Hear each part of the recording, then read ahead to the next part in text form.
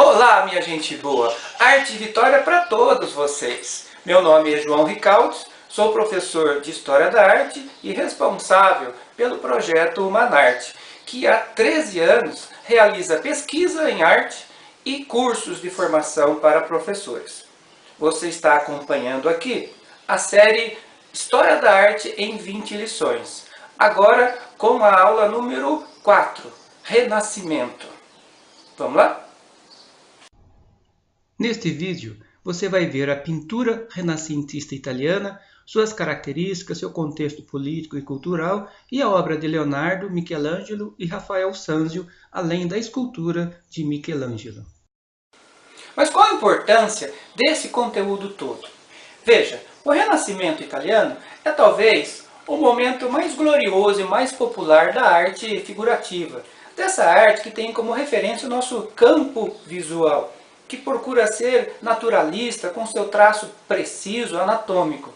Mas essa racionalidade toda pode levar a um engano, porque junto com ela existe uma forte carga de espiritualismo, até de misticismo.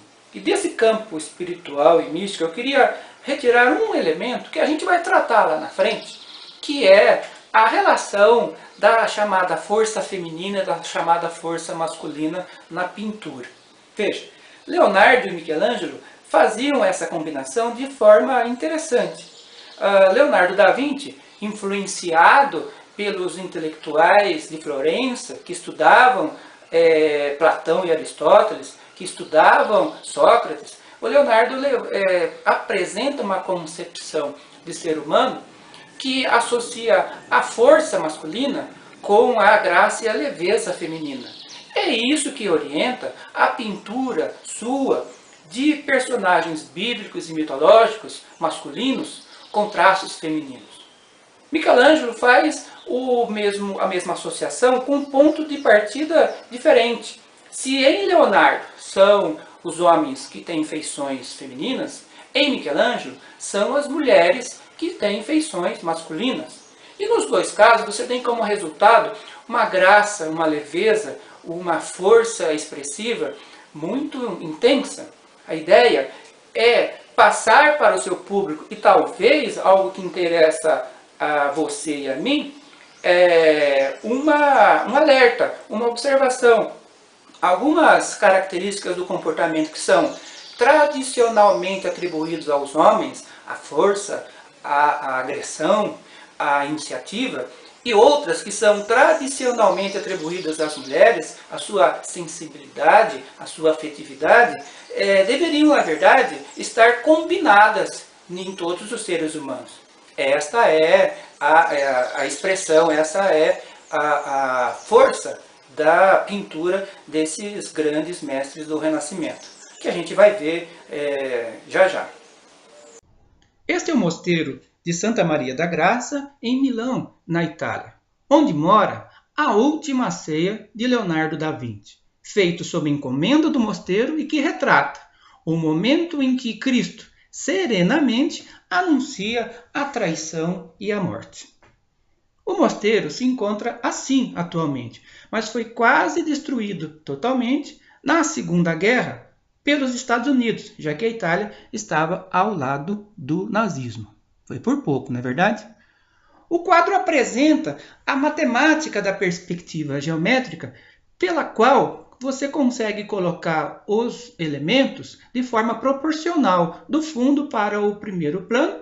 Também apresenta a simetria perfeita, com Cristo ao centro, 6 apóstolos de um lado, 6 apóstolos do outro, reunidos em grupos de 3. Chama a atenção essa figura à nossa esquerda, à direita de Cristo, que é João apóstolo, mas que foi apresentado como Maria Madalena pelo escritor Dan Brown no famoso e polêmico livro Código da Vinci, que virou filme com Tom Hanks. Ocorre, porém, que retratar figuras masculinas com traços femininos não era apenas comum, era uma regra, era uma forma de associar, por exemplo, a força heróica de Davi com uma elegância feminina. Essa é uma escultura do professor de Leonardo, Verrocchio, que usou o próprio Leonardo como modelo.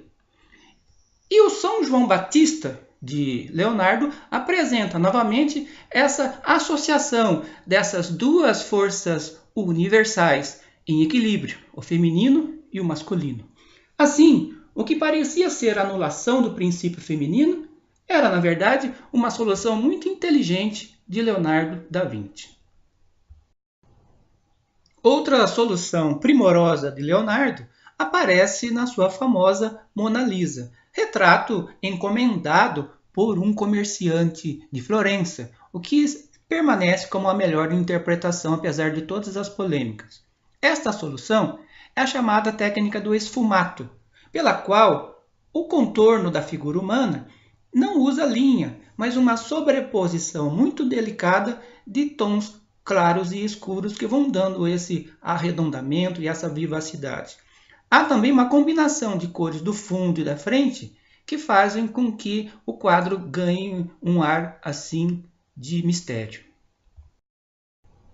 Em Leda e o Cisne, obra que conhecemos pela cópia de um aluno seu, Leonardo atende à forte demanda por erotismo no público de sua época, aqui disfarçado de erudição, pois narra a história em que Zeus, na forma de cisne, seduz Leda.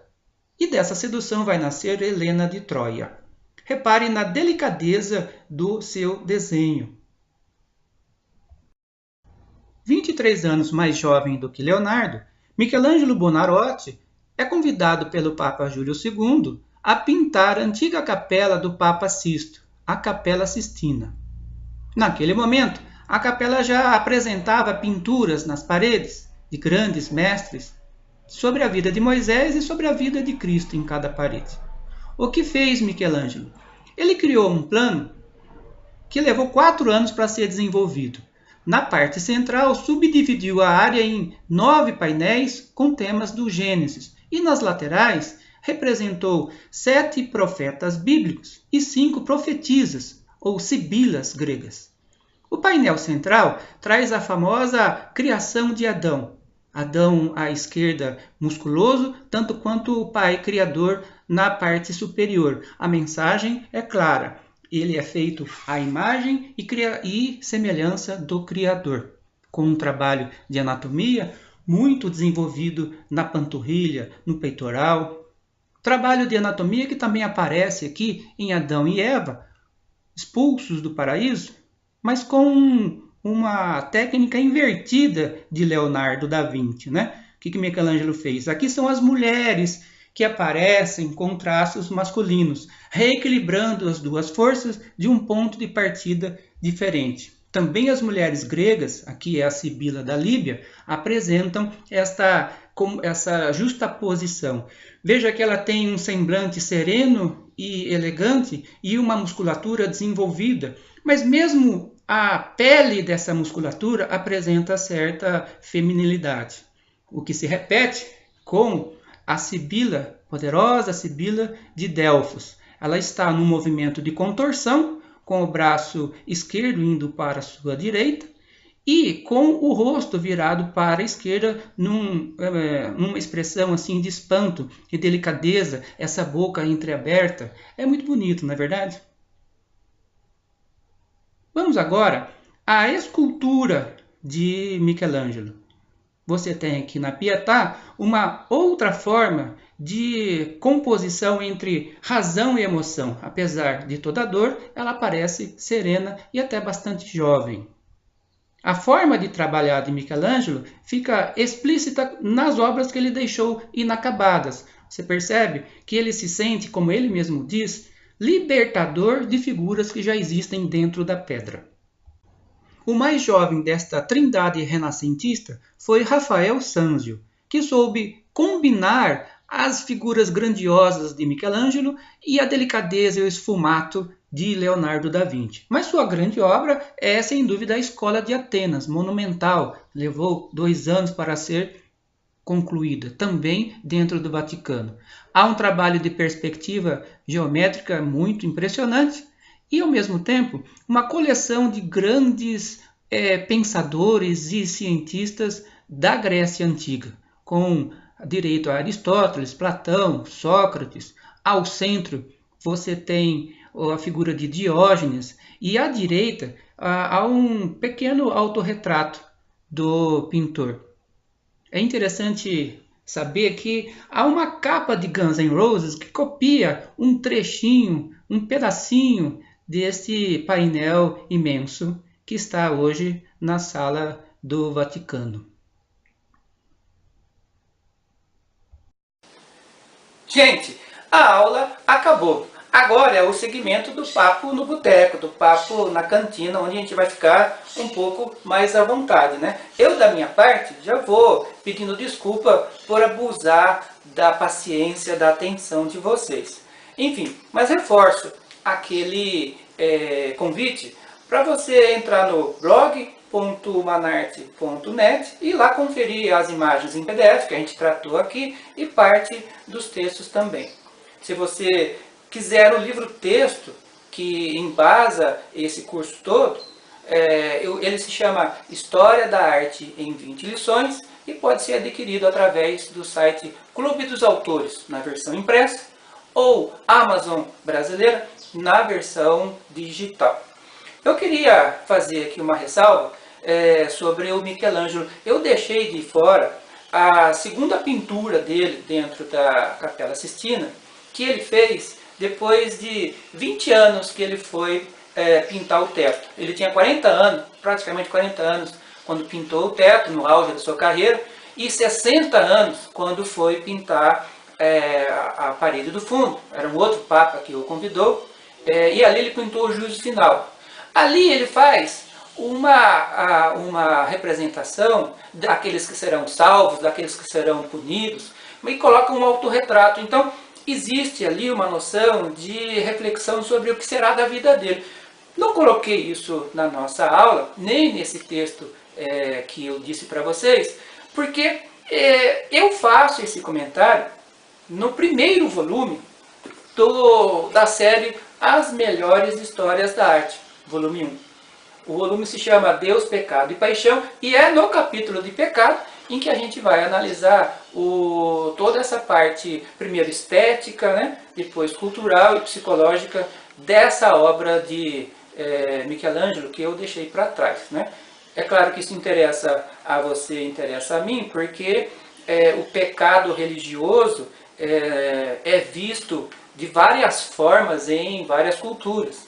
A gente pode chamar hoje em dia como a noção de autocensura, que na dose mais ou menos correta vira uma autopreservação, mas uma dose exagerada vira autossabotagem ou até masoquismo moral.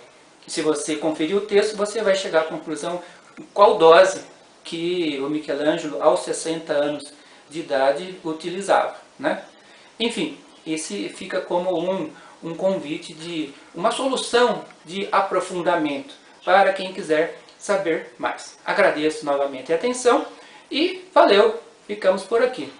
Projeto Humanarte, valores humanos através da arte.